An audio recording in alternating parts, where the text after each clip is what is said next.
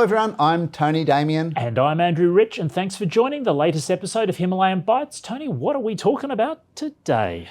Andrew, today we are unravelling the great mysteries of Stub equity, a nice little deal structure to have in your deal kit bag. What is it, Andrew, Stub equity? Well, that's where you get to take a share of the bid vehicle. So you might have quite a bit of cash, but you also have the option of rolling some of your shares into the bid vehicle. And that's a structure that's been around since the late noughties. I think it was Macquarie Capital Alliance was one of the early Stub equity structures. And you can already start to think, well, that could be popular with, for instance, private equity, where they want a sponsor to roll into the bid vehicle and have some exposure to the success of the acquisition going forward. The bid vehicle, well, it's not listed, and so it has less rights, less governance rights, voting rights, and those sorts of things than the listed company. As you know, that's seen ASIC have some involvement over the years in commenting on what type of company should be a permissible bid vehicle. They didn't like the Australian proprietary limited companies. They're okay with the Australian public companies and also with foreign companies. So I think that debate's resolved itself.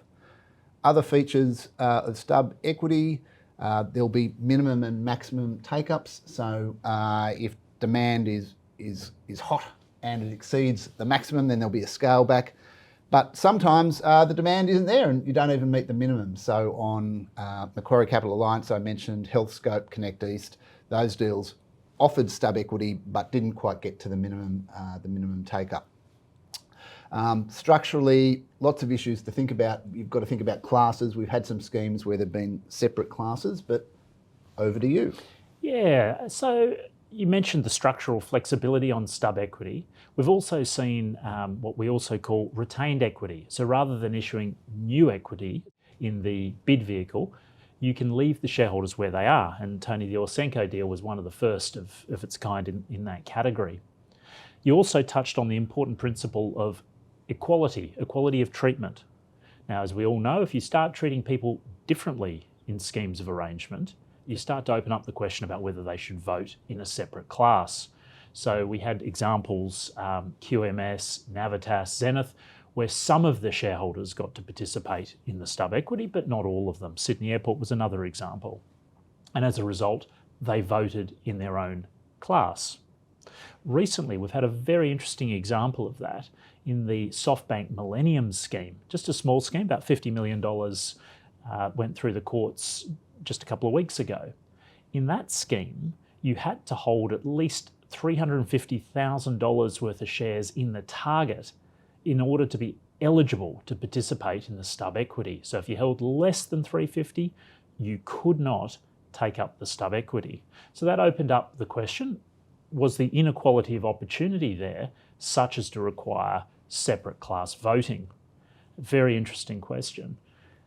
In that case, the judge concluded that they could vote in the same class as everybody else. And the judge interestingly drew on the analogy of cases like Diverger and Cirrus, where the shareholders in question who held less than a marketable parcel, $500, were treated as being in the same class. Those shareholders who held less than 500 couldn't participate. So an interesting little example, Tony, that's popped up in our market. And let's watch this space to see whether we see more examples of that. Yes, and Diverger and Cirrus, great schemes and cases there. We thought they may have been consigned to history, but here they are popping up again in 2024, Andrew. Indeed they are.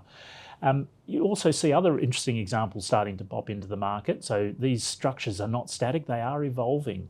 And in this particular case, we've seen private equity willing to end up with less than a majority stake. So we saw CVC recently bidding for APM, Human Services.